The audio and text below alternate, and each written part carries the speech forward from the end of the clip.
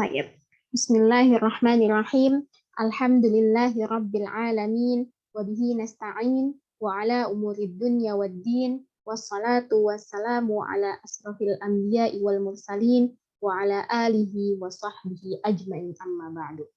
Rabbi shrah li sadri wa yassir li amri wahlul 'uqdatam min lisani yafqahu qawli. Allahumma iftah lana futuhal 'arifin, rabbi zidna ilman warzuqna fahman. Allahumma amin.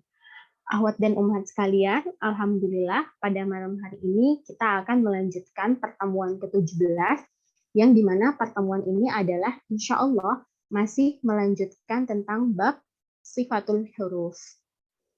Sebelum melanjutkan tentang bab sifatul huruf, kemarin ada pertanyaan mengenai sifatul ismat, sifatul al-idlaq. Kemarin di pembahasan terakhir tentang sifat yang memiliki lawan, salah satunya adalah yang terakhir ada al-idlaq dan juga ada al-ismat. Ada yang bertanya, kenapa kalau misalnya di sini kita lihat, kita buka lagi di bukunya. Ya, di sini pada kalimat sebentar. Nah, al-idlaq.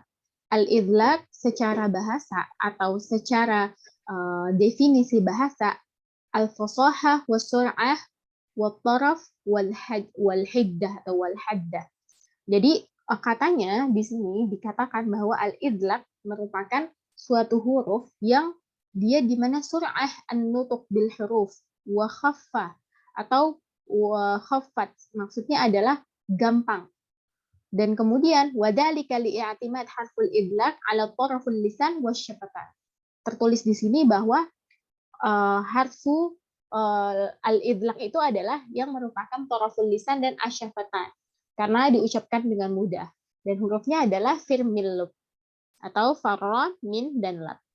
Kemudian kemana ada pertanyaan, kenapa kalau di sini ada asyafatan, fa dan juga ba termasuk ke dalam huruf al-idlaq, lalu kenapa waw yang merupakan huruf asyafatan tidak termasuk ke dalam huruf al-idlaq?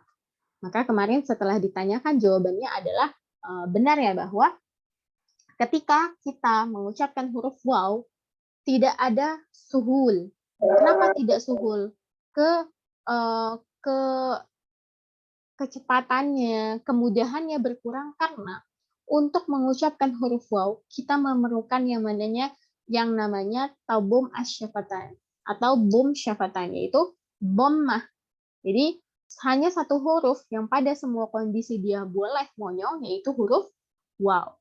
Maka karena sebab waw ini ketika kita mau mengucapkannya harus kita monyongkan, kedua bibir kita harus kita majukan, maka dia tidak tergolong ke dalam al-idlaq dan dia tergolong ke dalam al-ismat, yaitu lawan dari al-idlaq. Dan sekali lagi ditegaskan bahwa pembahasan mengenai al-idlaq dan ismat pada ilmu tajwid atau pada ilmu tajwid dicukupkan sampai sekian gitu, bahwa cukuplah kita mengetahui bahwa al-idlaq kalimat hurufnya adalah firmil lub, kemudian definisinya apa, istilahnya apa, dan al-ismat apa.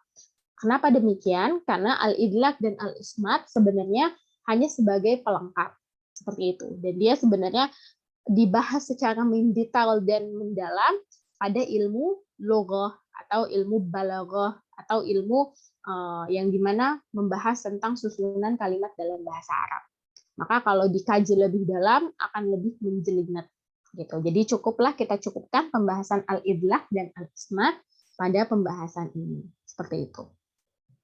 Kemudian kemarin juga kita sudah belajar mengenai qalqalah, sifat yang dimana dia tidak ada lawannya. Yang pertama ada as-safir.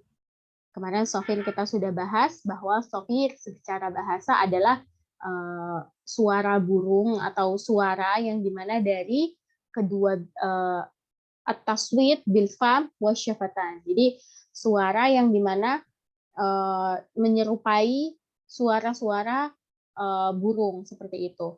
Kemudian kita juga sudah membahas qalqalah di sini, dan di qalqalah ini juga ada maratibnya, ada tingkatannya. Thalatha maratib, yaitu qalqalah kubra, qalqalah wusta, dan qalqalah sugra. Dan juga perlu menjadi catatan bahwa pembahasan mengenai pembagian maratibul qalqalah ini juga berbeda dari satu kitab dengan kitab lainnya, jadi tidak usah dipermasalahkan. Hanya cara pandangnya aja di antara penulis yang berbeda tapi tujuannya sama. Pada kitab ini, qalqalah kubra adalah huruf musyaddad mauquf alaih. Di mana ketika kita bertemu dengan huruf tasydid yang kita waqaf pada huruf tasydid tersebut, maka itu disebut dengan qalqalah kubra. Kemudian yang disebut dengan qalqalah wusta pada buku ini adalah fil huruf mutatarrif ghair musyaddad. Pada huruf qalqalah yang dia hurufnya tuh adanya di pinggir. Ketika kita waqaf, baik itu waqaf karena akhir ayat atau kita mewakafkannya dan menjadi hukumnya mad arid lisukun,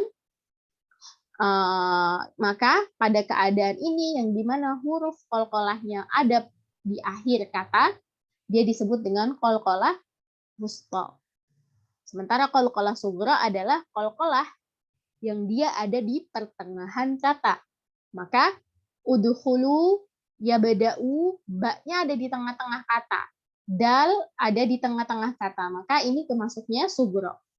Kemudian pada kalimat lam yalid walam yulad, walaupun al-musyaddad halal waqaf alaihi sawaan akana mutaharrikan. Jadi pada lam yalid walam yulad, di sini karena dalnya itu adalah dal ada di akhir, maka dia masuknya ke qalqalah wusta. Seperti itu.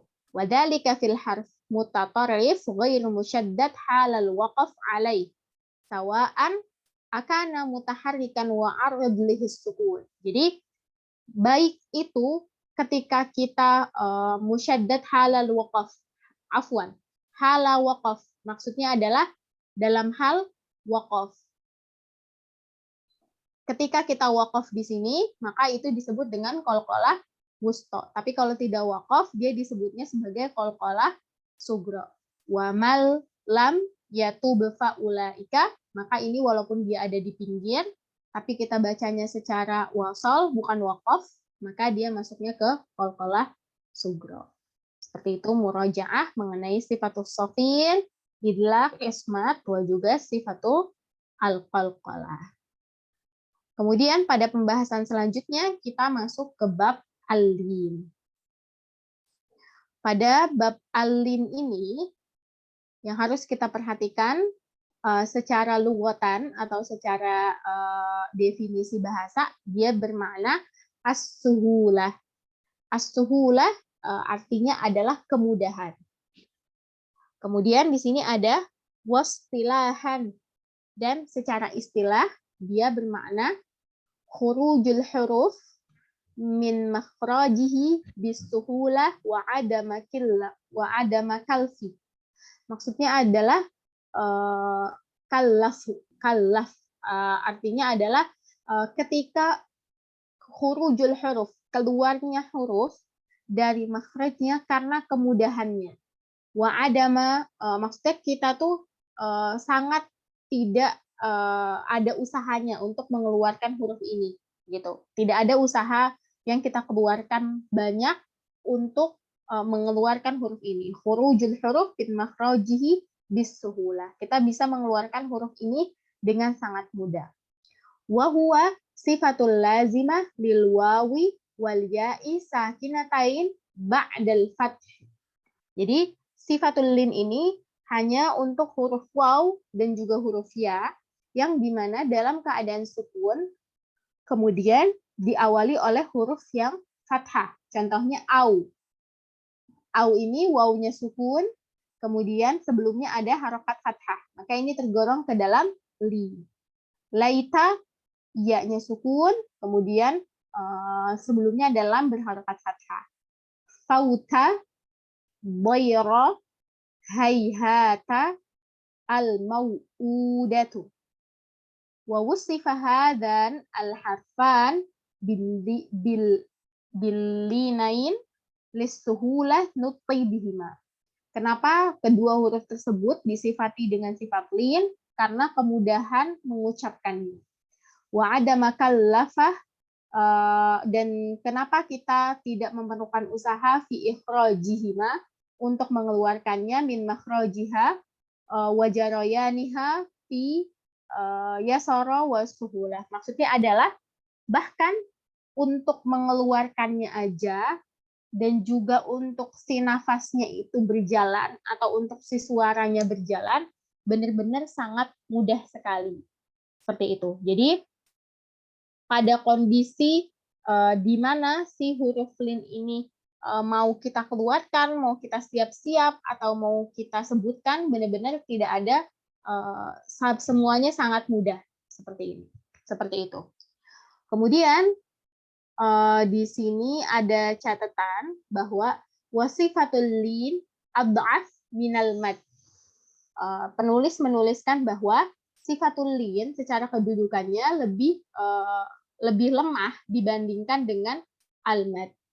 Walidza, kenapa? Fa innaha la tazkar fil alif mutlaq. Kenapa? Karena tidak kita baca secara keseluruhan aja ya. Fa inna la tuzkar fil alifu mutlaqan wa in kanat alifu huruf maddu wal lin. Kenapa kok bisa si lin ini lebih lemah dari mad? Padahal si alif itu dia mutlak. Dan juga selain mutlak, alif ini juga huruf mad dan juga huruf lin. Seperti pembahasan sebelum-sebelumnya gitu, kalau ada yang ingat pernah ada yang bertanya, kok alif masuk huruf lin sih gitu. Nah, ternyata memang alif itu masuk ke huruf mad dan lin sesungguhnya. Idh yasdiqu ta'riful lin 'alaiha kama yasdiqu ta'riful mad. Jadi definisi lin sama gitu. Sama, dan definisi alif pada huruf lin dan definisi alif pada sifatul mad sama dan benar seperti itu. Kemudian di sini kondisi dan pengertiannya sama, akan tetapi yang harus dijadikan catatan di sini adalah bahwa fahiya sakinah ba'dal fathah. Selalu di mana kalau kita perhatikan kenapa alif itu disebut alif mutlak?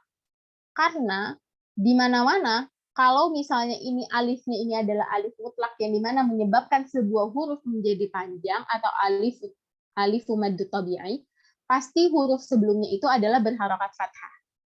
Sementara tadi syarat lin adalah didahului oleh huruf yang berharokat fathah atau didahului oleh harokat fathah tadi. Maka si alif ini memenuhi kriteria dari dua definisi. Dia memenuhi kriteria sebagai mad dan dia juga memenuhi kriteria sebagai alif. Walakinna lamma kana al-maddu fiha tsabitan daiman. Akan tetapi pada alif mad itu fiha tsabitan wa daiman. Jadi pada alif ini akan selalu seperti ini, tetap daiman abadan tsabitan. Selalu dan akan selalu kalau misalnya ada alif yang dimana sebelumnya fathah, kecuali ada tanda sifar-sifar, maka dia di sini selalu itu adalah mad. Wa huwa aqwa wa awhar minal lin. Dan karena si ketetapannya ini pada si alif yang dimana dia udah benar-benar sabit, menempel dan juga selalu seperti itu kaitannya, maka di sini tamul istilna bihi an dzikri. Maka karena sebab sabitan wada iman tadi, akhirnya di istilna. Istilna itu akhirnya lama-kelamaan memudarlah penyebutan huruf sifatul lin pada alif. Jadi karena kalau ada alif yang sebelumnya fathah selalu dinisbatkan pada maddu tabi'i, alif itu alif mutlak seperti itu, maka akhirnya bergeserlah penyebutan atau mulailah hilang dan pudar gitu penyebutan untuk yang namanya si alif ini sifat lin.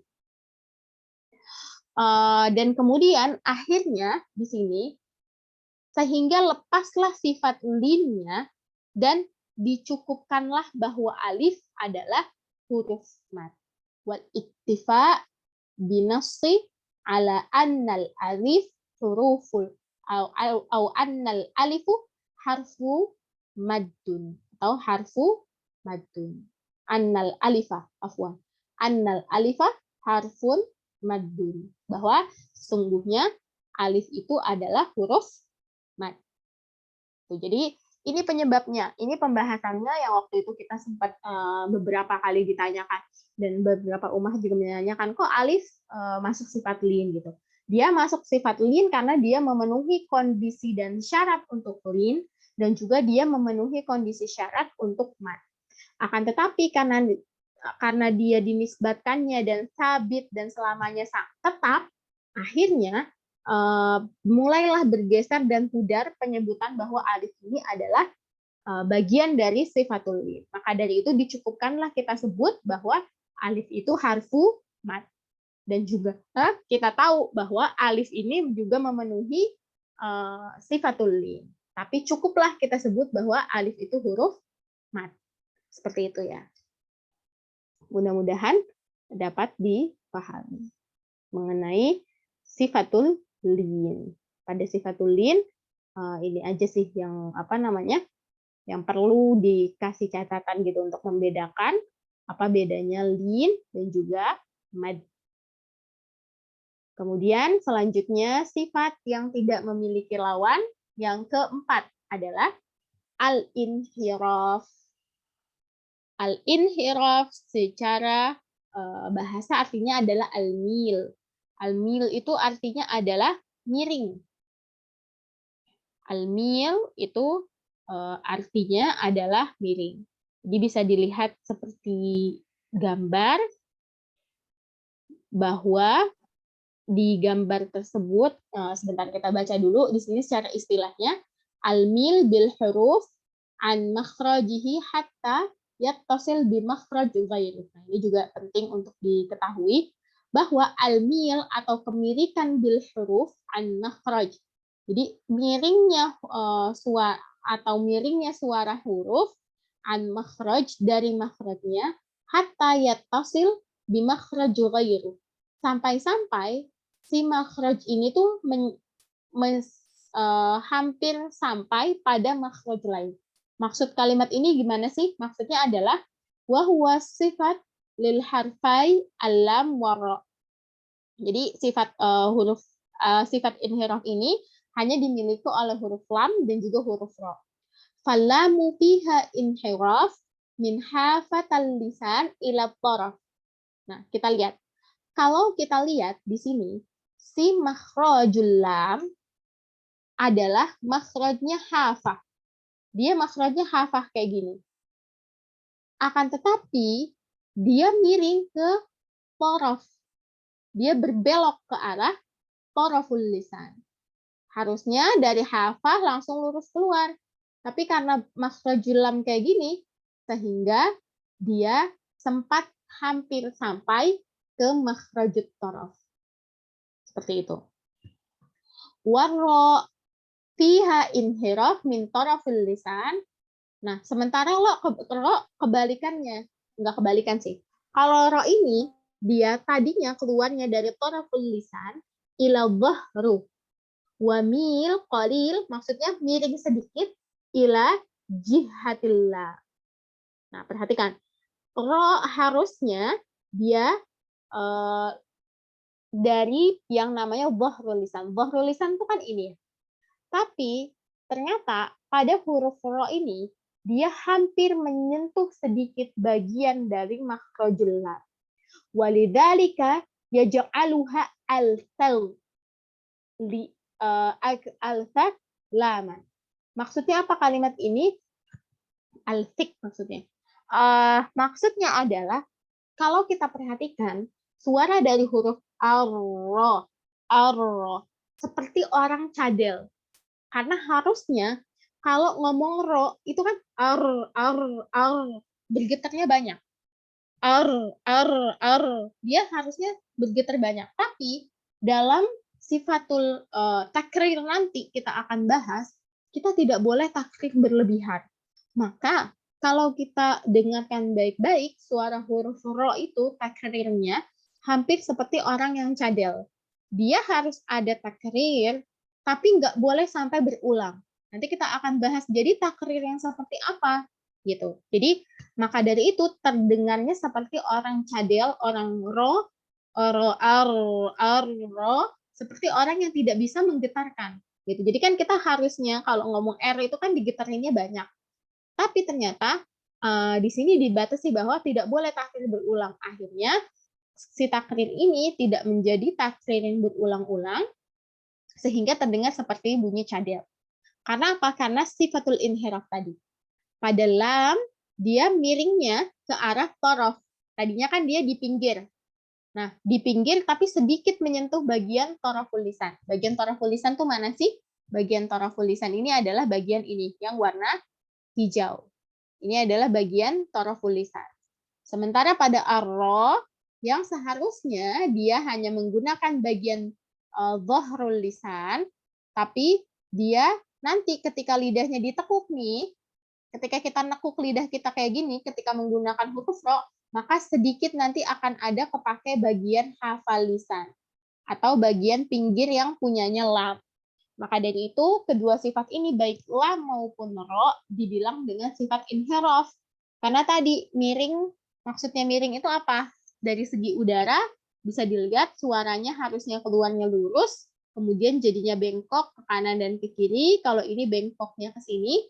Dan dari segi makhraj, makhrajnya hampir menyentuh atau hampir mengambil bagian dari makhraj lainnya. Oleh karena itulah ini lam dan ro disebut dengan sifat inhiraf dan juga menjadi sebab kenapa ro ini menyerupai huruf lam. Jadi ro ini seperti orang yang alfaq. Alfaq itu kayak orang yang cadel atau alfaq ya. Itu seperti orang yang cadel, seperti orang yang tidak bisa menggetarkan banyak huruf ro. Seperti itu.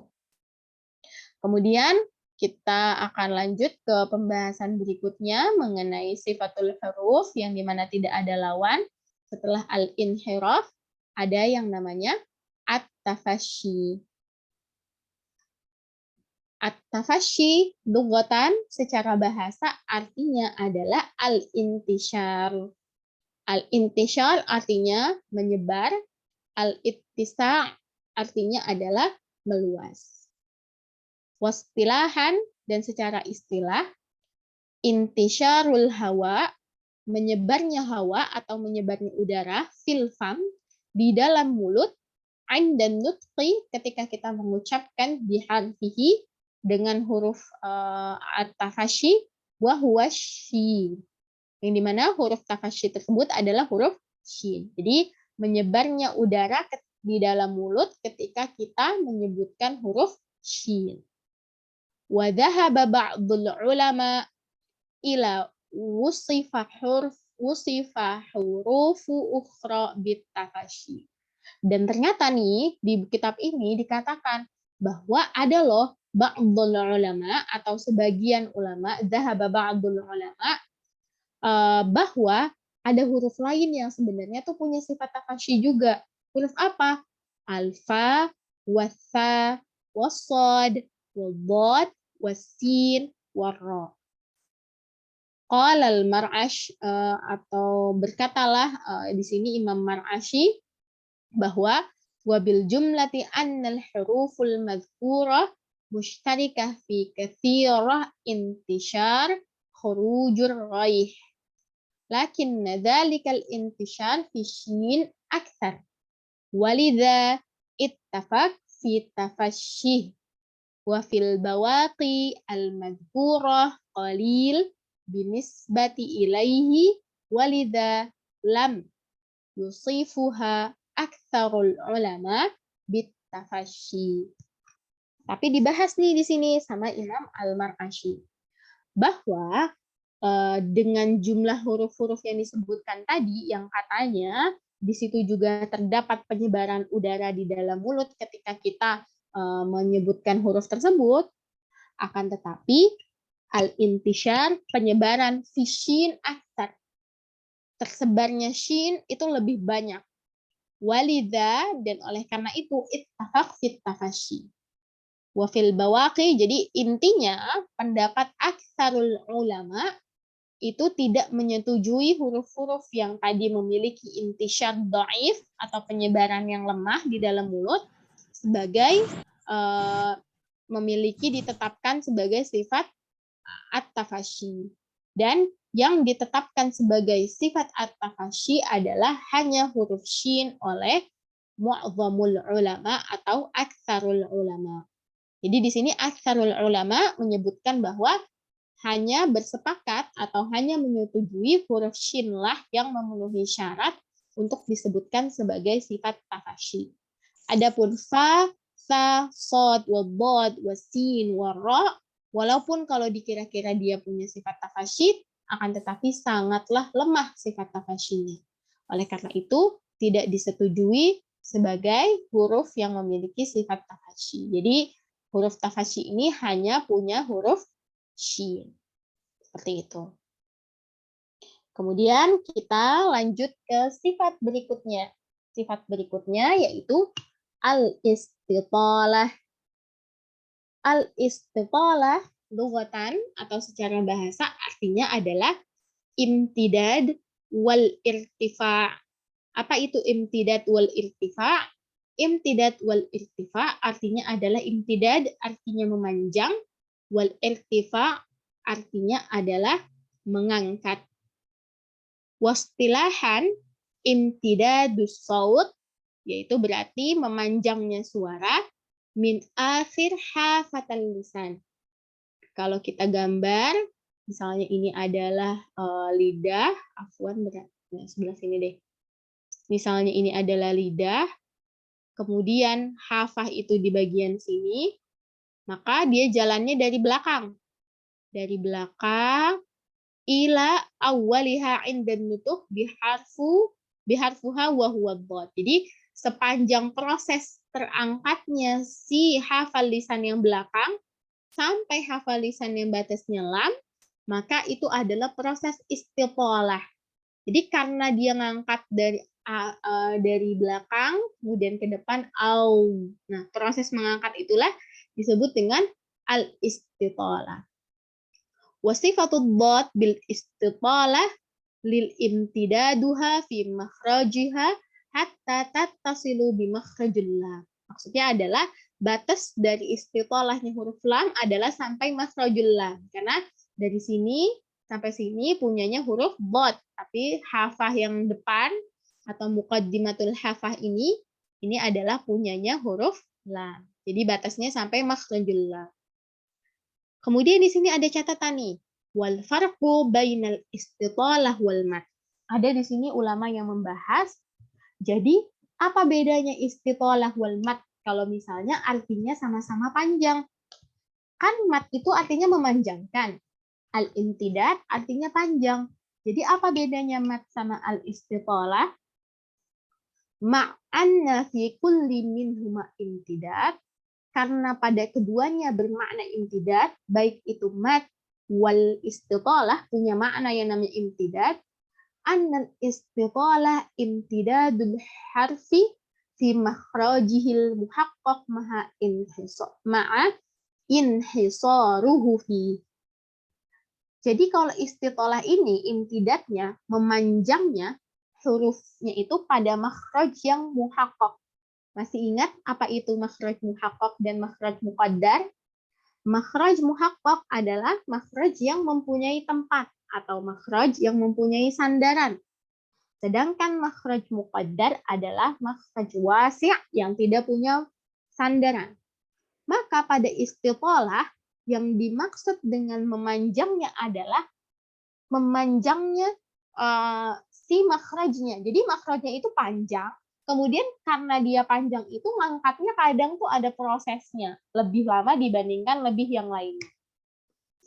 Kemudian wa ammal maddu fahuwa imtidadus saut. Sedangkan pada huruf mat definisi memanjangnya itu adalah memanjangnya suara. Beda ya, kalau tadi panjangnya makhraj. Kalau pada mat panjangnya suara 'inda nutqi bihurufihi duna inhisaru fil makhraj. Jadi kalau bot, apa bot itu makhrajnya adalah hafatul lisan min ihda au hafatai al-lisan. Jadi satu atau kedua lidah bertemu dengan langit-langit atas. Jadi yang dibilang istitolah adalah proses hafalisan tadi dari ujung sampai batas huruf lam buat dia nempel ke atas saling ketemu. Itu istitolah, panjangnya makhraj untuk bertemu, panjangnya makhraj untuk menempel. Sementara pada mat, imtidadus sautnya ini yaitu yang dipanjangkan, bukan makhrajnya, karena mad ini makhrajnya dari al-jauf. Dan al-jauf adalah makhraj muqaddar, wasi', mau bersandar kemana? Nggak ada. Makanya yang dipanjangkan adalah as-sautnya, suaranya. Tanpa inhisaru fil makhraj, tanpa mengurung makhraj. Maksudnya adalah tidak ada yang ketemu ketika kita mau mengucapkan a, i, u, nggak ada yang ketemu. Benar-benar suara aja yang keluar. Sementara kalau kita bilang au, maka ada yang ketemu, ada yang inhisar di situ. Kemudian idz laisa lahu makhraj muhaqqaq hatta yanhasiru fi. Karena tidak bisa disebut sebagai makhraj yang muhaqqaq hatta yanhasiru fi. Sampai ada sesuatu yang bisa bertemu, ada sesuatu yang bisa bersandar, ada sesuatu yang bisa saling bertemu atau mengurung atau saling bertemu, maka itu baru bisa disebut makhraj muhaqqaq. Bal makhraju muqaddar fala yanqati al-maddu illa bi inqita'il hawa. Sementara pada makhrajul muqaddar yaitu makhrajul mad, kita nggak bisa. Jadi kalau pada makhraj lain yang dimana makhrajnya itu muhaqqaq, kalau misalnya dua-duanya nggak nempel, maka suaranya nggak akan ada. Misalnya kita mau ngomong bo, tapi nggak sampai nempel, cuma do, maka suaranya nggak akan keluar. Akan tetapi pada huruf mat, kita nggak perlu apapun untuk ditempelkan. Kita cuma butuh hawa. Kalau hawa atau udaranya di stop, maka habis suaranya. Kalau kita nggak mau keluarin, maka nggak akan keluar. Maka itulah perbedaan al-imtidad bainal istitalah wal mad. Pada istitalah yang panjang itu adalah makhrajnya, proses makhraj menempelnya, betapa panjangnya makhrajul dot. Sementara pada al-maddu yang dipanjangkan itu adalah as-saut, suara, atau al-hawa, karena dia tidak punya makhraj yang muhaqqaq. Karena al-jawf adalah makhraj muqaddar. Seperti itu. Mudah-mudahan dapat dipahami mengenai al-istitalah. Selanjutnya, sifat yang dimana sifat tersebut merupakan sifat yang dimana tidak memiliki lawan yang terakhir. Yang sifat yang tidak memiliki lawan itu ada 7 dalam kitab ini. Yang ketujuh adalah at-takrir. Nah, apa sih definisi at-takrir? Definisi dari at-takrir secara lughatan adalah i'adatus syai' marrah ba'da marrah. I'adah itu adalah artinya mengulang sesuatu, marrah ba'da marrah. Udah melakukan sesuatu itu, diulangi lagi. Wa yusamma takriran wa tikraran. Jadi bisa juga disebut takriran, bisa juga disebut tikraran. Wastilahan irtida'ut taraful lisan inda nutqi biharf wa harfuhu ar-ra. Jadi secara istilah adalah retraksi atau bergeraknya ujung lidah saat kita menyebutkan huruf ar-ra. Wa hadhihi sifah tudarrisu litajtanibu la, maksudnya litajtanibu lam, litajtanibu maksudnya adalah huruf ini atau sifat takrir ini menjadikan pembeda antara huruf ra dan juga huruf lam. Wa tariqa ijtinabiha, Dan cara kita untuk menjauhkannya adalah anna yalsiq al-qari dhahrul lisanihi bi'a'la hanak lasqan atau lasiqan mahkuman marrah wa ihda bihaitsu la yarta'id. Maksudnya adalah inti dari sifat tikrar ini sebenarnya tikrar yang dimana ketika kita menempelkan ujung lidah kita pada al-lisa, yaitu pada gusi gigi sari atas, arro, arro. Semakin kita tempelkan, maka itu akan membuat lidah kita bergerak, tetapi ketika lidah kita bergerak, lidah kita tidak akan mengulanginya berkali-kali. Sebaliknya, semakin lemah kita menempelkan toroful lisan kita pada al-lisa, maka semakin ada kemungkinan tikrar ini akan atau akan keluar berkali-kali atau bahkan hilang. Kalau kita lemah nempelinnya, dia akan kemungkinan akan tikrar berkali-kali atau bahkan bisa hilang kalau kita tidak tempel. Maka di sini ada pernyataan wa adharu ma yakunu takrir, dan takrir paling jelas itu adalah ada pada huruf ar-ra dalam kondisi musyaddada. Jadi tingkatan takrir yang paling kuat yang pertama adalah ar-ra musyaddah. Ar-Rahman, Ar-Rahman, Ar-Rahim. Fasakinah yang kedua, fal mutaharrikah yang ketiga. Qalal Ibnu Jazari. Nah, tapi di sini qalal Ibnu Jazari, dan Ibnu Jazari berkata, wa akhfi takriran idza tushaddadu. Dan akhfi. Akhfi ini apa? Akhfi ini adalah lemahkan atau sedikit di sini akhfi itu secara bahasa adalah ringankan takrir ketika bertasydid. Kan tadi dibilang di awal, kalau semakin kita tempelin itu semakin bagus karena nanti akan bisa menahan. Tapi di sini wa akhfi takriran idza tushaddad. Maksud dari perkataan wa akhfi takriran idza tushaddad adalah kalau kita membaca huruf yang dimana ro bertasydid, sangat kemungkinan besar akan terulang berkali-kali. Saya cadel jadi agak susah mencontohkan takrir yang banyak. Kurang lebih ketika arro itu berulang-ulang, maka apa kata Ibnu Jazari? Wa akhfi takriran idza tushadda. Kita lemahkanlah sifat takrir saat dia tasydid. Kenapa? Untuk mengurangi adanya getaran yang sangat berlebih ketika dia sedang tasydid. Maka ini menjadi hujjah atau menjadi dalil, tidak boleh kita saat membaca Al-Quran, membaca takrir terlalu jelas. Jadi takrir di sini hanya sebatas retraksi bahasa ininya. Retraksi itu semacam bergetar aja.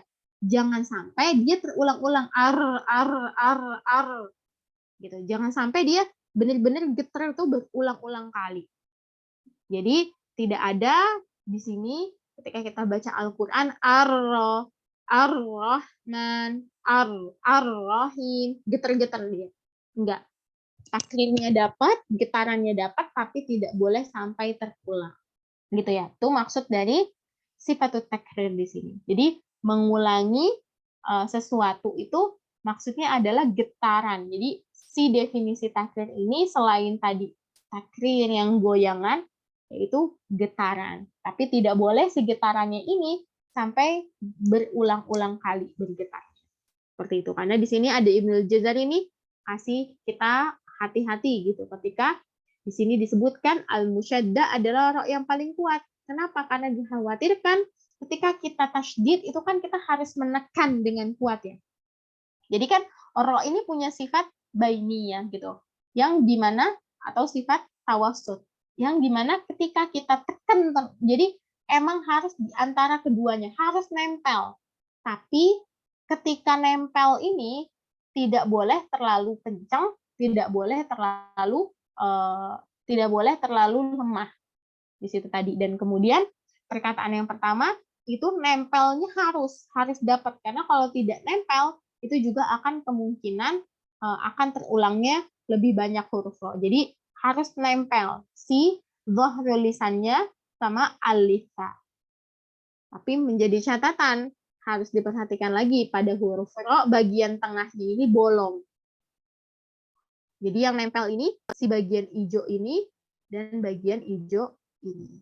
Bagian hijau ini yang nempel. Ditekuk, kemudian bagian tengahnya bolong untuk keluarnya udara.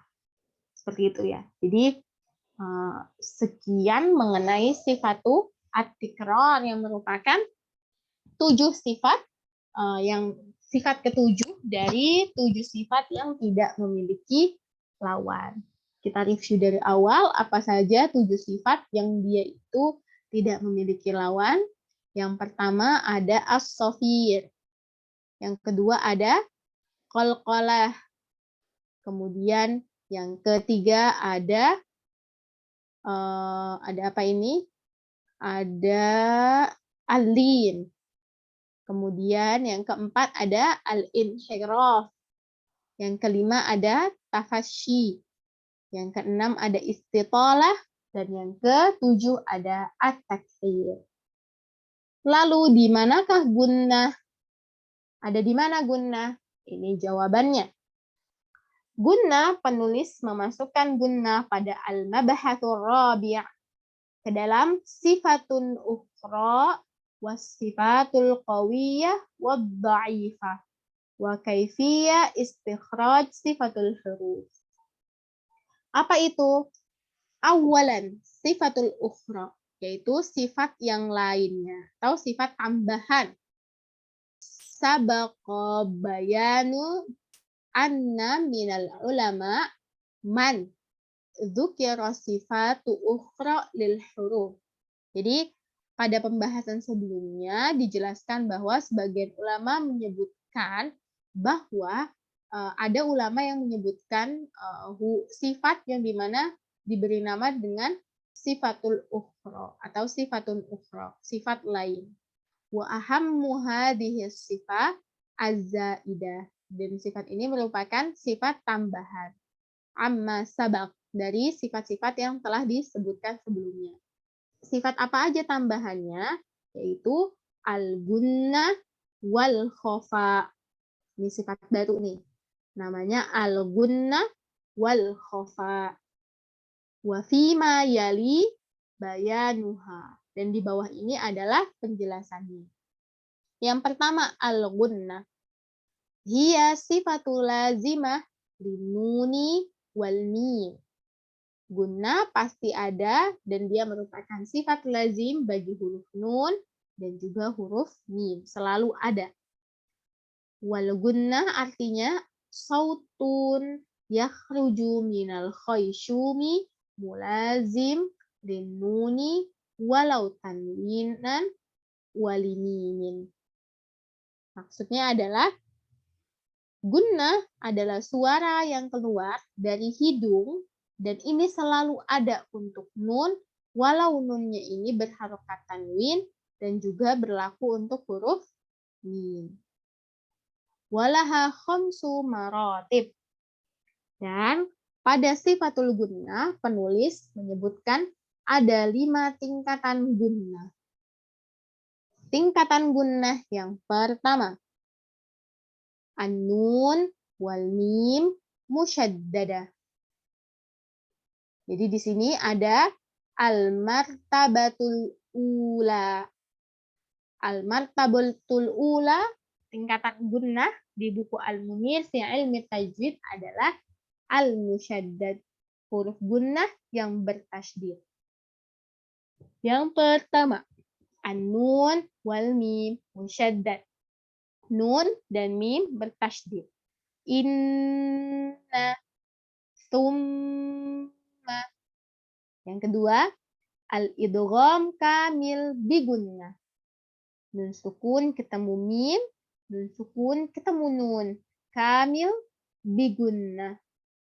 Maka otomatis mimnya ada tanda tasydid dan mimnya bertasydid sebagai ibarah bahwa ini adalah idgham. Mimma. Kenapa disebut idgham kamil bigunnah? Pada kitab ini idgham kamil bigunnah adalah karena seluruh suara gunnah keluar melalui al-khayshum.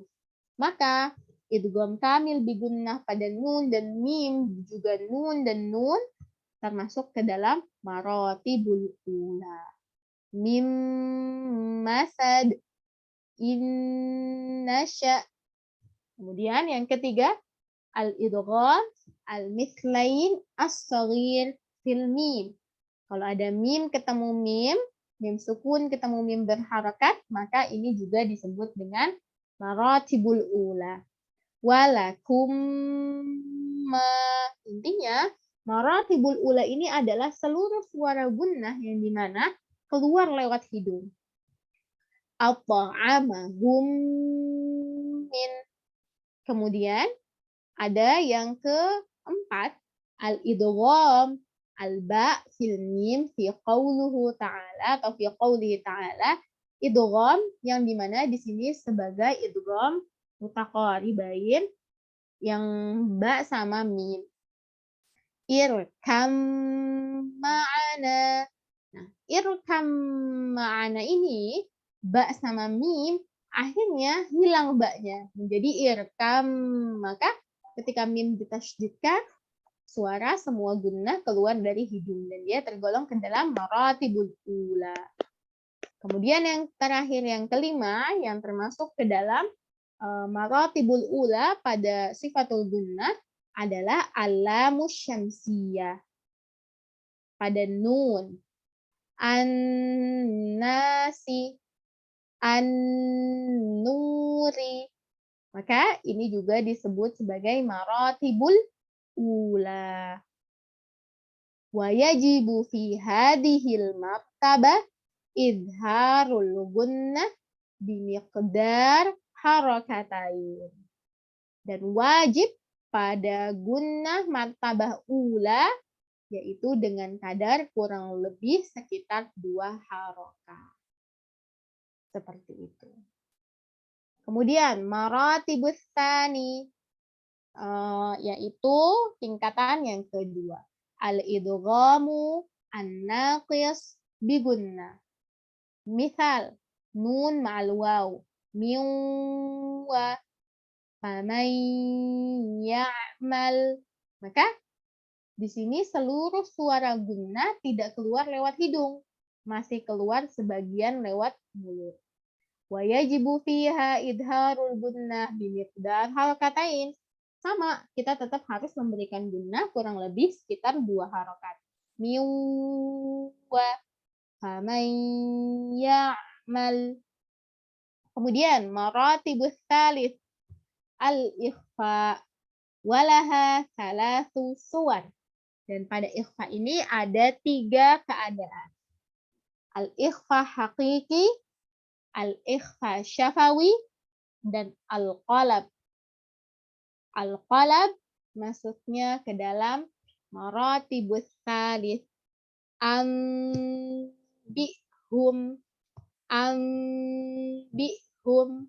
sami'un basir.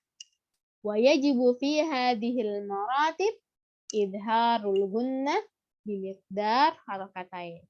Maratibul ula wasani wasalits itu miqdar atau takarannya kurang lebih sekitar 2 harokat.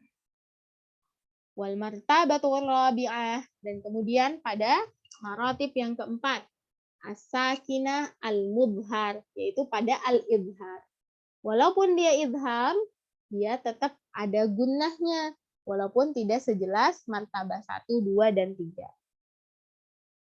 Pada kondisi nun sakinah mudhar, tanwin sakinah mudhar, atau mim sakinah mudhar. Jadi pada idhar yang dimana dia adalah idhar halqi, baik nunnya maupun tanwinnya, ataupun mim sakinah yang dimana idhar syafawi, dia masuk ke maratibur rabi'ah.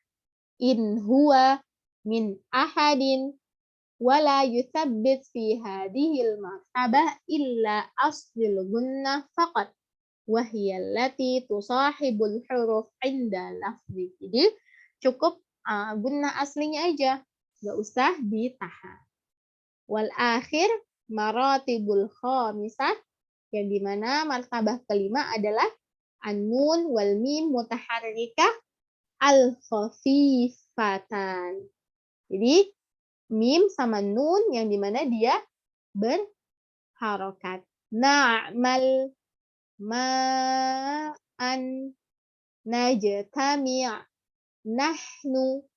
Dia biasa aja. Tapi walaupun biasa aja tetap gunnahnya ada walaupun sangat sedikit. Wala yuthabbit fi hadhil martabah illa al-asli gunnah faqat. Jadi martabah 1 sampai 3 takarannya kurang lebih 2 harokat. Martabah 4 sampai martabah 5 dia hanya pakai gunnah asli. Kemudian di sini ada sifat yang kedua yang merupakan tadi sifat tambahan, yaitu al-khafa. Apa itu al-khafa? Al-khafa lughatan adalah al-istitar. Apa itu al-istitar? Al-istitar artinya adalah bersembunyi atau tersembunyi. Khafa artinya adalah tersembunyi. Wastilahan, dan secara istilah di sini adalah sebentar, istitar.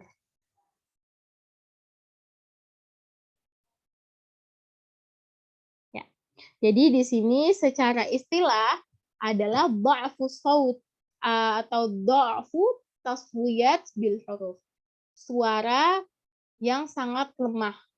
Huruf, jadi suara huruf yang sangat lemah.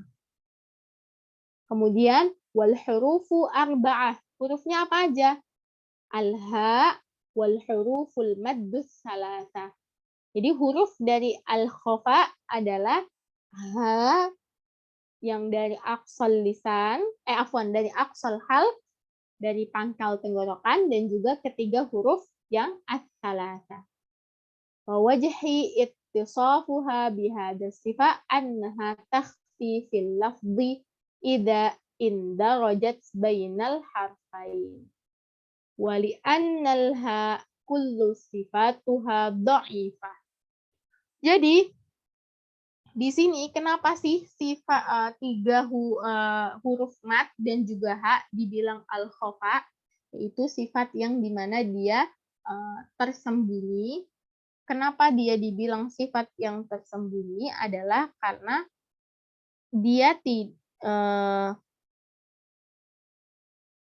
di sini dikatakan bahwa kenapa atau sebabnya adalah karena sifat ini adalah lemah dan juga tersembunyi lafadznya ketika kita menggabungkannya dengan 2 huruf. Seperti itu. Contohnya apa?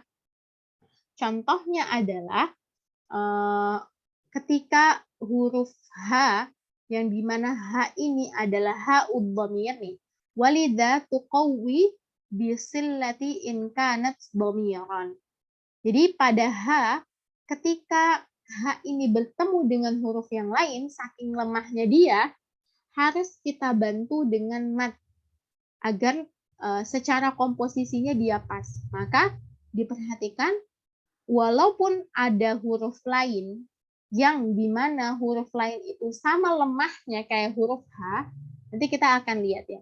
Tapi pada huruf H ini hanyalah satu-satunya yang dibantu dengan mat, yaitu disebut dengan mat silah sugro dan juga mat silah kubro. Kenapa sih adanya silah sugro dan adanya silah kubro? Dan juga kenapa adanya mat? Karena itu tadi, untuk membantu menopang si huruf tersebut agar menjadi lebih terlihat. Seperti itu. Makanya di sini dia disebut dengan huruf al-khafa. Karena kalau tidak dibantu, maka dia akan seperti tidak ada. Seperti contohnya alif, waw, dan ya. Alif, waw, dan ya, mat, kita harus kasih dia panjang baru dia muncul. A, I, U. Kalau dia nggak kita kasih panjang, cuma apa? A, I, U. Jadinya huruf hamzah. Maka disebut dengan mat kalau kita kasih panjang, baru dia huruf mat. Dan kenapa H ini masuk? H ini masuk ke dalam sifatul khofa adalah karena itu tadi. H kalau ketemu huruf yang berharokat, seperti itu, maka kita harus bantu dia agar ketika move on, kan dia dari aksok, benar-benar dari aksok. Ketika kita mau ke huruf berikutnya, itu saking lemahnya si H harus dibantu pakai mat. Makanya ada mat sugro dan juga mat kubro. Seperti itu. Walidha tuqawwi biziyadatil mat fiha indal hamzah qabla sukun. Jadi kalau ada hamzah, si H ini ada hamzah baik satu kali kata atau dua kata, maka kalau ada hamzah ketemu H, maka dibantu dengan panjang yang banyak, itu disebut dengan silah kubro. Dan adapun kalau huruf H bertemu dengan huruf setelahnya selain hamzah, maka itu disebut dengan silah kubro gitu. Wa qad nadhama sifatul huruf adadu minal a'immah. Famin dzalika qaulu Imam Syatibi. Dan inilah huruf-huruf yang disebutkan oleh a'immah, para imam, seperti itu. Para imam-imam menyebutkan bahwa sifat huruf ini adalah ini, yaitu 10 sifat yang dimana dia punya lawan, 7 sifat yang dimana dia tidak memiliki lawan, kemudian 2 sifat yang dimana merupakan sifat tambahan. Mungkin kalau di kitab lain ada yang memasukkannya sebagai 9 sifat yang tidak mempunyai lawan. Sama gitu, balik lagi kalau kita baca buku, kadang penulisnya punya pandangan yang berbeda, kenapa dia memisahkannya. Tapi secara intinya adalah tetap sama, bahwa ke-9 sifat ini tidak masuk ke dalam sifat yang tidak ada lawannya. Mereka tidak memiliki lawan, mereka sifat lazim yang hanya dimiliki oleh huruf-huruf tertentu. Seperti itu. Terkait tentang pembagian, itu hanya masalah sudut pandang aja dan bagaimana penulis meletakkannya. Seperti itu.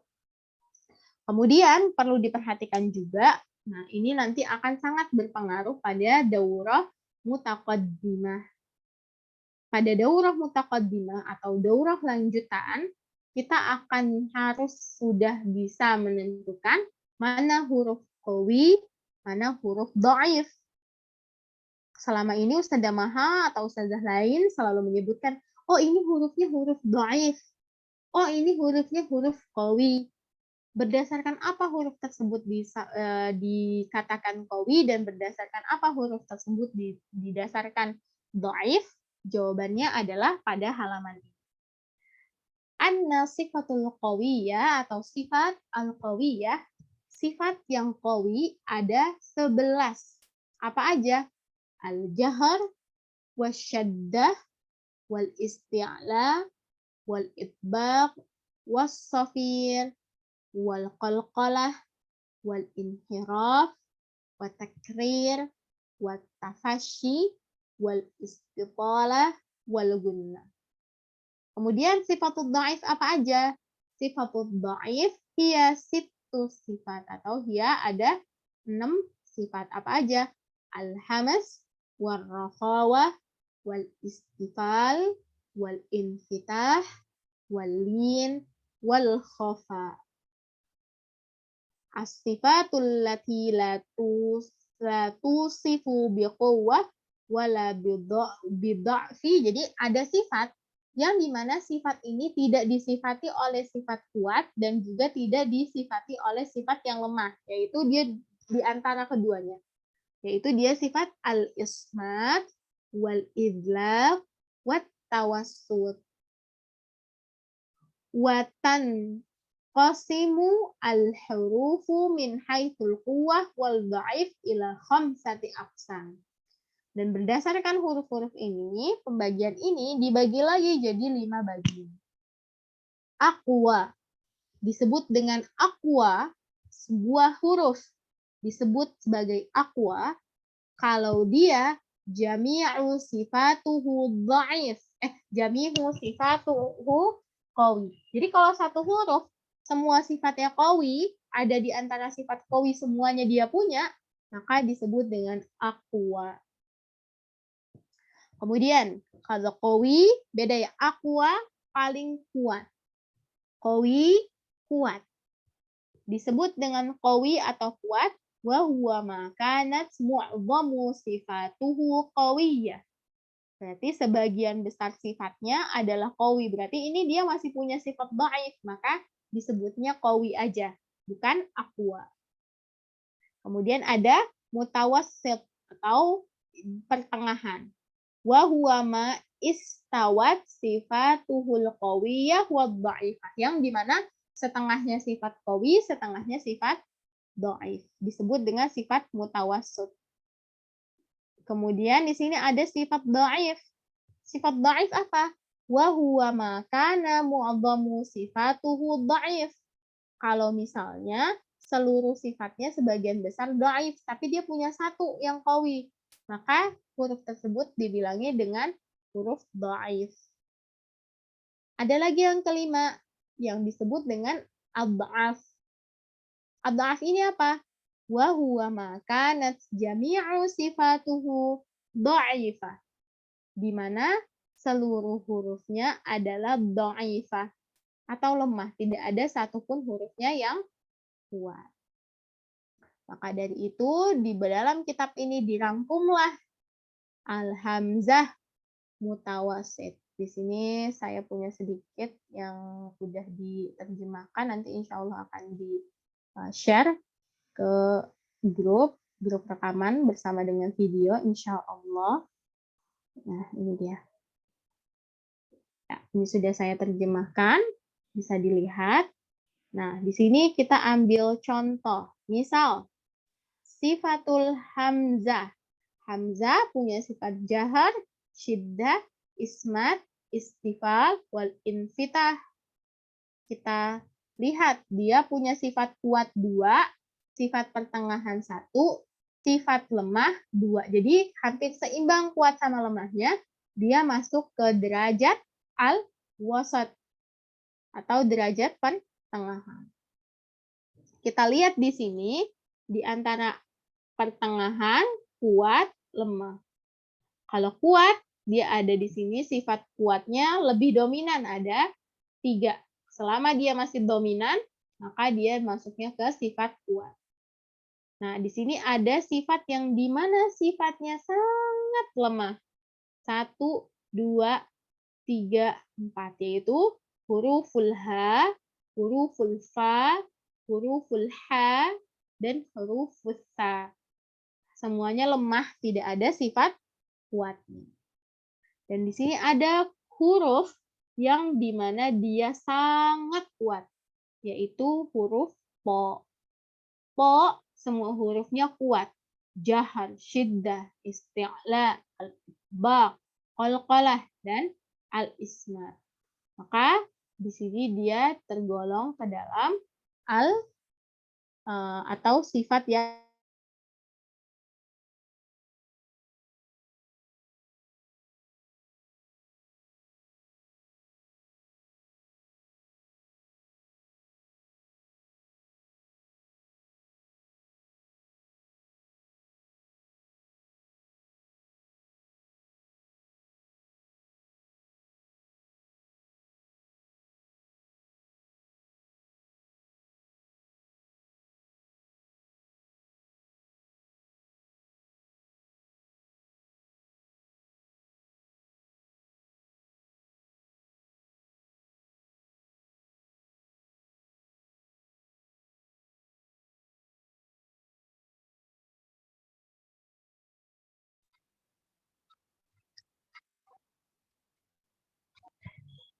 Hafsah keluar ya, terlempar beliau. Terpental.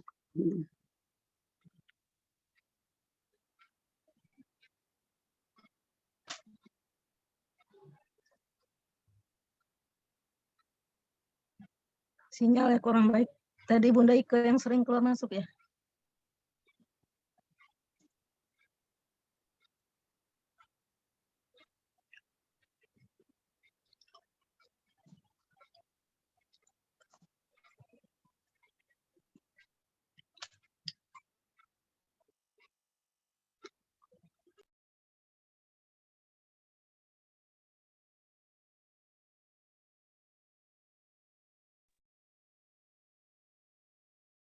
Afwan nih, Umu Sufyan, rekaman 16 kemarin nggak ada ya dikirim Ustazah? Umu Sufyan. Ya, kenapa? Rekaman 16 kayaknya nggak ada ya dikirim di link rekaman. Nggak tahu ya, mungkin belum selesai kali ya. Oke, halo, Biasanya. assalamualaikum, Umaha. Waalaikumsalam. Waalaikumsalam. Ya, qadarullah ini sinyalnya. Nah, Ya, oke. tadi sampai mana terakhir? Terakhir sampai mana ya? Umu yang kedengeran. Huruf to itu Ustazah. Sifat huruf yang kuat Ustazah, yang sangat kuat. Huruf to. Oke.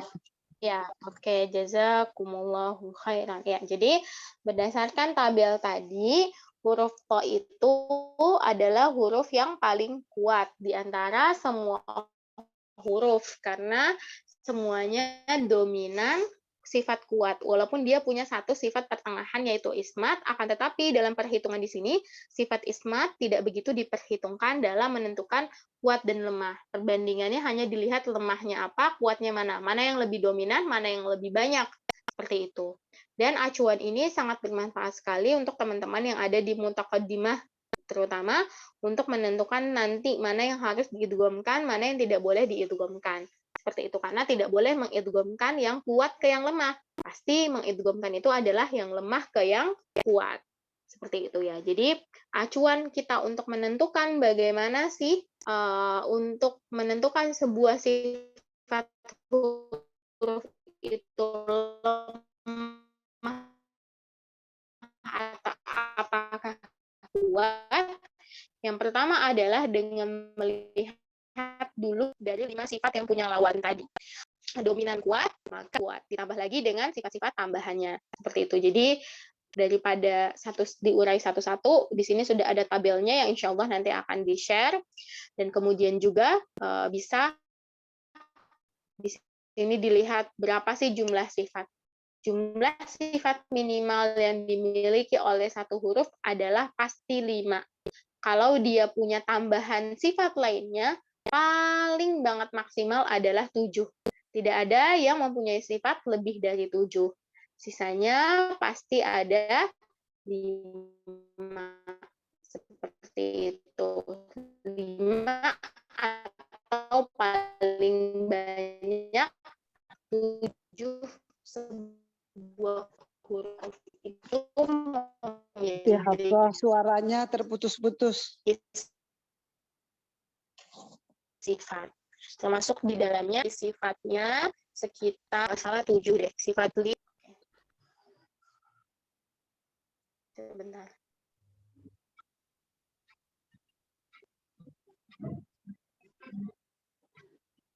Suaranya hilang.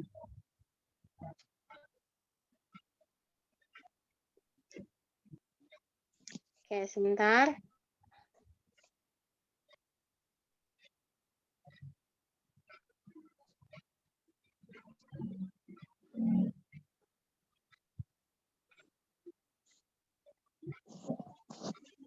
Recording in progress.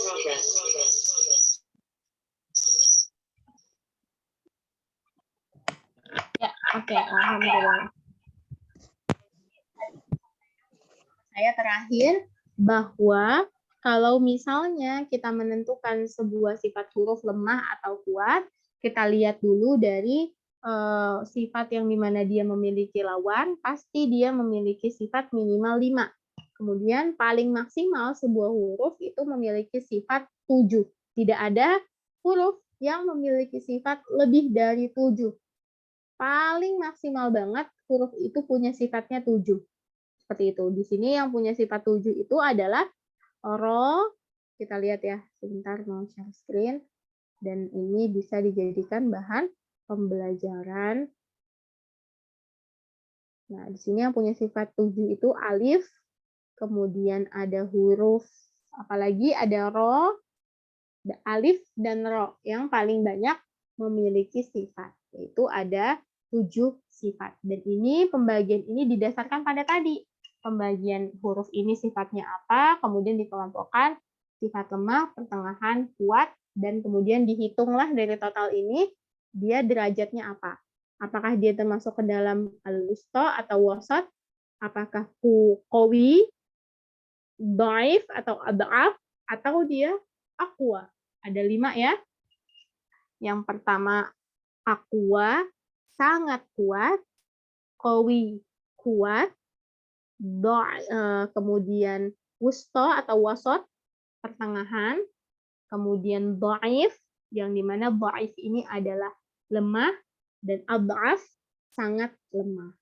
Seperti itu. Jadi ini adalah pembahasan terakhir kita mengenai sifatul huruf. Walhamdulillah ya rabbil alamin. Mudah-mudahan apa yang disampaikan dapat dimengerti dan juga dapat dipahami. Sampai sini ada yang mau bertanya?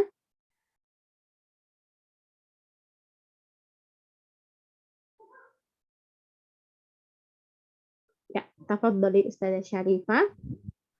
Assalamualaikum warahmatullahi wabarakatuh. Waalaikumsalam warahmatullahi wabarakatuh. Ustazah Hafsah, mau dijelaskan lagi tadi mengenai al-khafa itu, Ustazah.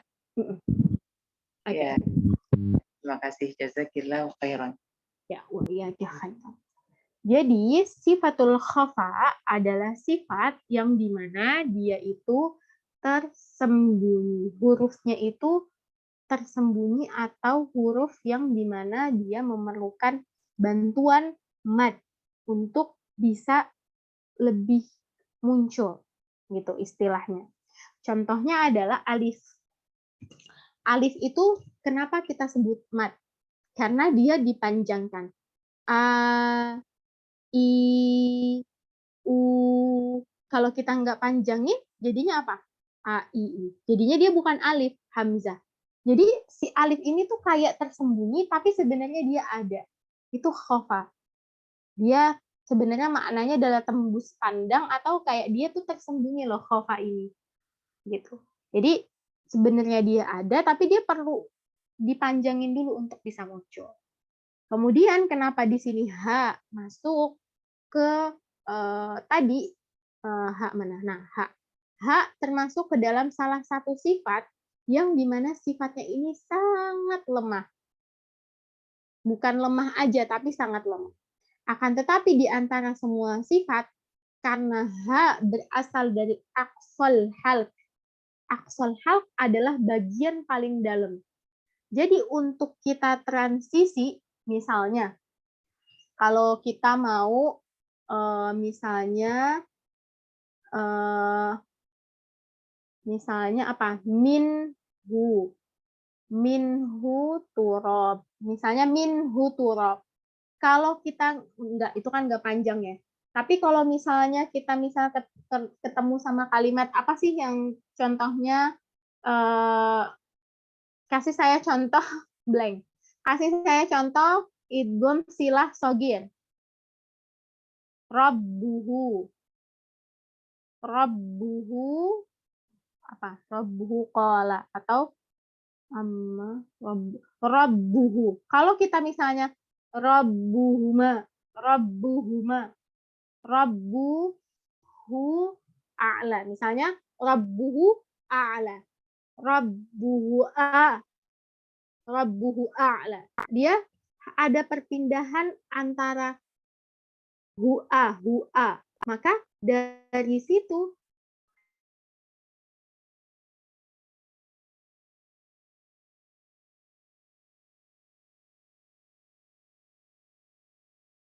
dia harus di rabbuhu a'la. Rabbuhu a'la.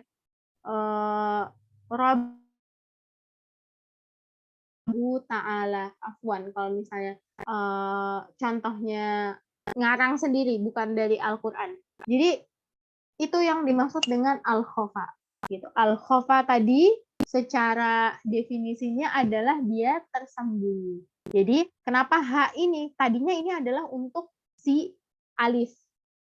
Kenapa? Karena alif ini memerlukan mad, afwan, untuk huruf mad. Karena huruf mad ini memerlukan panjang biar dia tuh nampak, oh ini loh mad. Mad itu yang panjang, kalau nggak ada panjang dia hilang. Akan tetapi di antara semua huruf hijaiyah yang dimana dia kita panjangkan selain alif adalah huruf H. Coba, di antara huruf sini ada nggak yang tanpa bantuan alif kita bisa panjangkan? Nggak ada kan selain huruf H.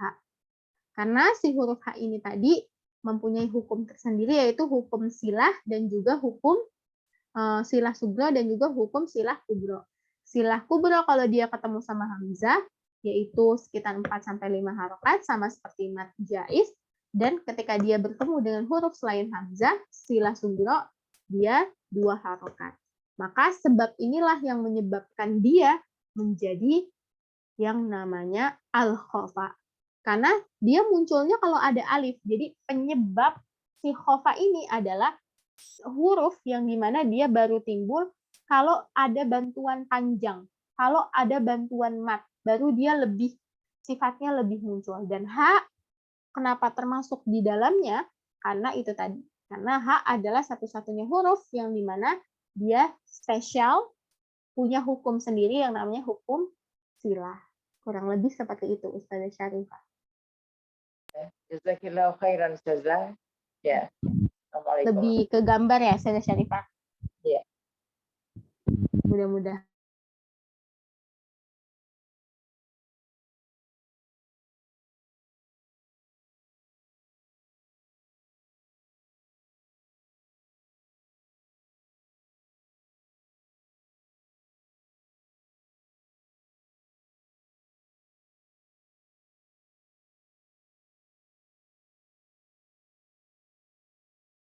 Sampai. Halo? Ada lagi yang mau bertanya? Ada yang mau bertanya, umat sekalian? Yang mau bertanya boleh raise.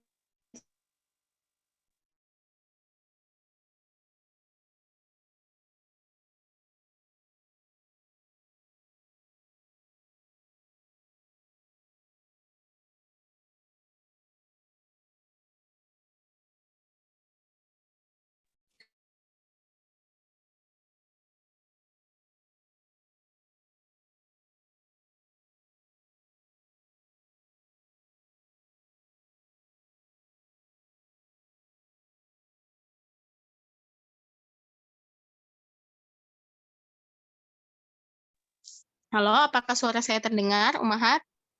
Sekarang Terdengar, terdengar, tadi Ustazah. tidak. Jelas, Ustazah. Iya. Oke, ini ada yang mau bertanya. Oke, benar. Sebentar. Oke, silakan. Ada Ibu Niswati sama Ibu Susi Melia. Ibu Niswati dulu, tafadhali. Assalamualaikum warahmatullahi wabarakatuh, Ustazah. Waalaikumsalam warahmatullahi wabarakatuh. Tafadhali. Ini Ustazah, tentang tingkatan gunnah tadi kan ada 5 martabah ulanya. Saya yang kelimanya ketinggalan, Ustazah. Oh, oke, baik. Sebentar. Jazakallah Yang khairan, kelima Ustazah. adalah huruful mutaharrika, huruf yang berharokat. Nun dan mim berharokat.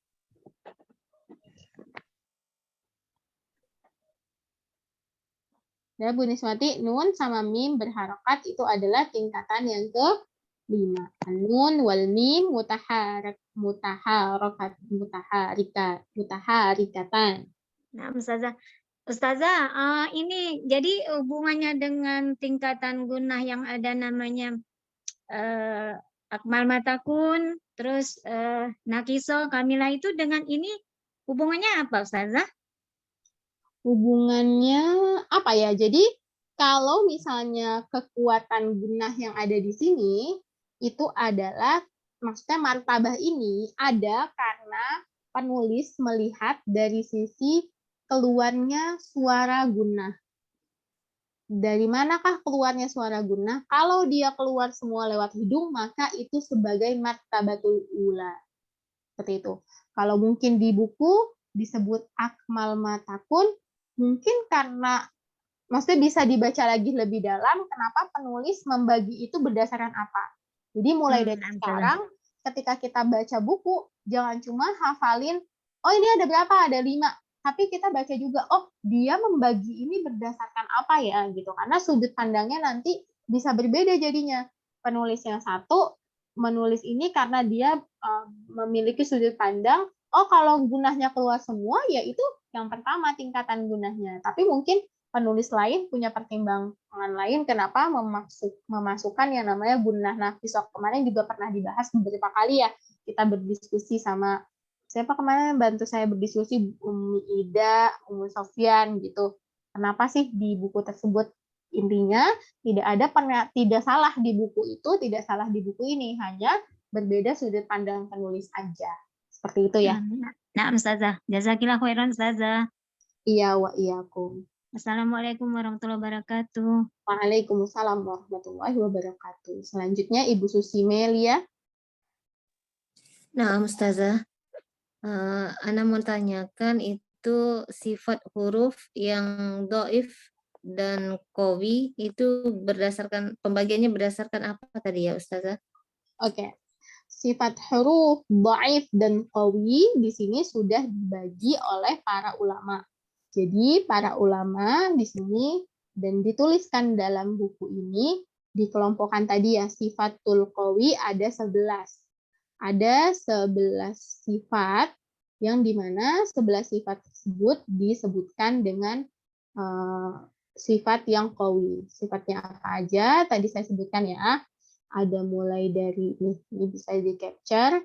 Ada jahar, syiddah, isti'la, itbaq. Jadi ini udah digolongin nih, udah dikelompokin sama para ulama. Nih sifat kuat ini, sifat lemah ini, gitu. Nah, sifat kuat dan sifat lemah ini di sini didasarkan pada apakah kita ketika mengeluarkan suara tersebut butuh usaha yang kuat atau tidak gitu biasanya. Di sini seperti al-jahar, jahar itu kan jelas, syaddah wal isti'la wal itbaq was safir wal qalqalah. Sementara sisa-sisa sifat seperti hamas, wal rakhawah, wal istifal, wal infitah dan lin ini adalah sifat-sifat yang emang dia mudah. Seperti itu. Walaupun mungkin nanti di kitab lain bisa jadi penulis ini memasukkan ininya di sini, memasukkan ini di sini. Kalau di sini di dalam kitab ini qawiyah ada 11, kemudian sifatul dhaifah ada 6 dan sifat pertengahan ada 1 2 3, ada 3. Dan yang dominan kuat disebut dengan sifatul yang kuat semua disebut dengan aqwa, yang dominan kuat qawi, yang dimana dia setengah kuat setengah lemah disebut al-mutawassithah atau pertengahan. Kemudian yang dimana dia dominan lemah disebut dhaif dan dominan kuat disebut dengan adhaf. Dan salah satu tujuan penulis menulis dan mengelompokkan huruf, mungkin ada kita temui nanti buku yang dia nggak ngekaji nih dhaif atau qawi, dia cuma jelasin aja sifat huruf tapi dia nggak jelasin. Balik lagi ke tujuannya adalah karena di daurah mutaqaddimah nanti di lanjutan dari daurah ini akan sangat bermakna. Kita tahu ini huruf sifatnya dhaif, adhaf, qawi atau mutawassithah untuk pembahasan al-idgham. Karena ini kan ilmu qiraat ya, ilmu qiraat itu sangat menjelimet, sangat banyak, dan terutama nanti ada bab yang namanya idgham di sini, bab tersendiri, dan itu akan bersambung dengan ini gitu. Dan sangat membantu sekali ketika kita mempelajari tentang idgham, kita sudah menghafal mengenai sifat dhaif dan lemah. Itu juga mungkin salah satu tujuan penulis menulis ini kalau kita lihat dari urutan pembahasannya. Karena setelah ini di mubtadi'ah dibahas dulu tentang mim sakinah, nun sakinah, kemudian mat, baru terakhirnya tafkhim tarkik, dan setelah itu ada bab al-idgham. Tafkhim tarkik dan idgham itu masuknya ke kelas lanjutan yang dimana akan mengambil teori-teori dari teori yang sebelumnya ini, yang di mubtadi'ah. Seperti itu penjelasannya. Nah, Ustazah. Itu kalau boleh tahu di PDF itu halaman berapa ya Ustazah? Di PDF ini halaman sebentar. Ini halaman 85 86.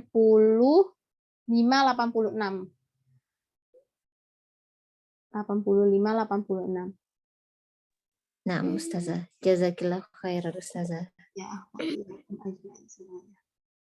Sampai sini mudah-mudahan paham. Apakah dapat dimengerti apa yang tadi disampaikan? Sedikit tambah Insya Allah Ustazah. sedikit ada Ustazah, belum Oke. banyak, belum semuanya. Oke, ada lagi? Ustazah Hafsah, Ya, Ustazah, tafadholi. ada hubungannya nggak tadi sifat kuat sama lemah itu dengan makhrajnya Ustazah? Misalnya misalnya tadi syiddah ya. Syiddah karena sandaran pada makhrajnya kuat sehingga dia menjadi kuat gitu. Kalau hamas sandaran pada makhrajnya lemah sehingga dia menjadi lemah. Ada hubungannya nggak ke sana Ustazah? Tentu, karena sifat dan makhraj adalah sesuatu yang tidak bisa dipisahkan. Seperti itu. Gitu ya. Jazakillah khair Ustazah. Iya, wa iya khairan. Dan juga seperti sifat rakhawah kan, kalau sifat rakhawah kita nggak terlalu sifat tawassut, sifat takhawah. Emang sifat-sifat yang di makhrajnya itu ya cukup kita tempelin doang, nggak harus kita tekan. Tapi kalau kayak syiddah, itbaq itu kan makhrajnya harus kita tekan. Gitu. Emang berhubungan sifat dan makhraj. Iya. Paham. Jazakillah khair. Wah, iya, Akum. Tapi dari segi kenapa ini dibahas di kitab ini, ada tambahannya yaitu tadi untuk membahas nanti masalah al-idgham. Mungkin kayak kitab-kitab lain, nggak tahu di Syafi'i kayaknya nggak ada ya bahas lemah kuat ya. Nggak ada. Kalau nggak salah sih Kayaknya nggak nggak ada. ada Ustazah. Ada, Ustazah. Iya, kalau nggak salah di kitab Syafi'i nggak ada bahas kuat lemah karena memang penulisnya tidak membahas lebih lanjut mengenai al-idgham. Nah, tapi kalau di sini idgham tuh benar-benar dijabarin banget gitu. Gitu ya. Karena idgham itu emang ngejelimet sebenarnya dan di sini sebenarnya lebih luas lagi di idghamnya, cuman Syafi'i itu berupa rangkumannya sehingga tidak dijelaskan kembali dan ini berguna insya Allah untuk yang mau mengkaji lebih dalam mengenai idgham terutama. Ada lagi yang mau bertanya? Ustazah, apa rekaman yang kemarin yang 16 itu belum ada ya Ustazah? Sudah, alhamdulillah sudah di-share untuk pertama. Oh ya. Oh, di YouTube baru satu yang kemarin yang pertemuan 1 ya Ustazah? Oh, kalau Untuk YouTube-nya gimana Ustazah?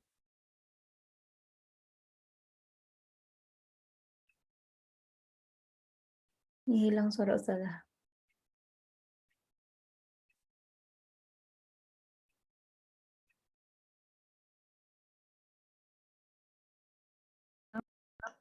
Sudah.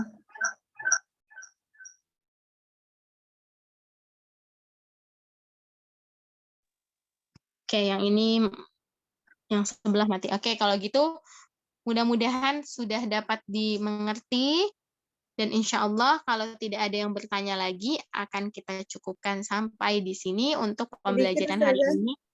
Sedikit Ya, Ustazah boleh. mengenai latihan kemarin Ustazah, yaitu itu tidak kepada yang independen itu yang mana maksudnya Ustazah?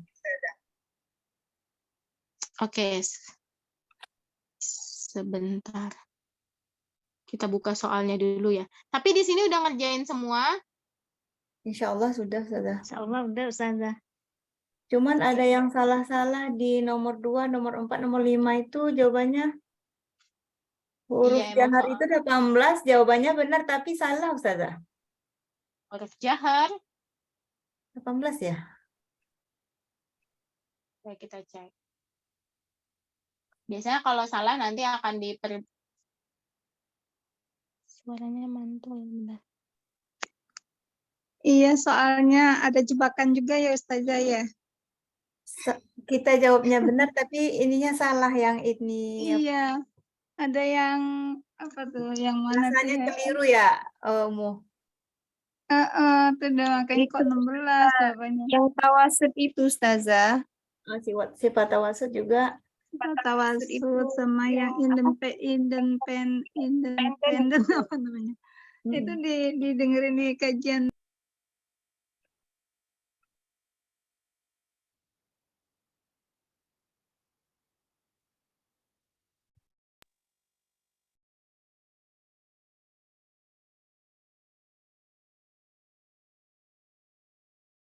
Ini suara Ustazah hilang lagi kayaknya.